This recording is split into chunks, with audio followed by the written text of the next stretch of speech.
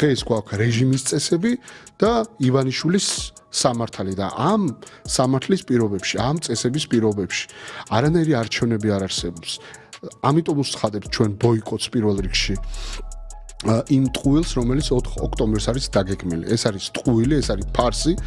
ამაში ჩვენ არ მივიღებთ მონაწილეობას, არ მიიღებს 8 პოლიტიკური პარტია და ჩვენ გავაგრძელებთ ბრძოლას, რომ ქვეყანაში აღდგეს პოლიტიკა, დემოკრატია და მოქალაქე და პოლიტიკური გაერთიანებები თავისი შინაარსით ფუნქციონირებდეს ამ ქვეყანაში.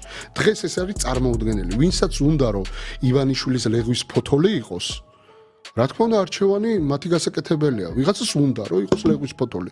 ვიღაცისთვის მოსულა ქართულ ჯიგრულ პონჩი კორუფცია, მაგრამ როგორ მოსულა ქართულ ჯიგრულ პონჩი, როდესაც ყველა პოლიტიკოსი ლიდერი არის ციხეში, როდესაც 10,000-ობით საქართველოს მოქალაქეს აქვს ჯარიმა 5,000 ლარიანი. ან როგორ მოსულა ბიჭო აი ქალების აი ესე დაპატიმრება და პოლიციის მხრიდან ძალადობა და არავინ დასჯილი არ არის.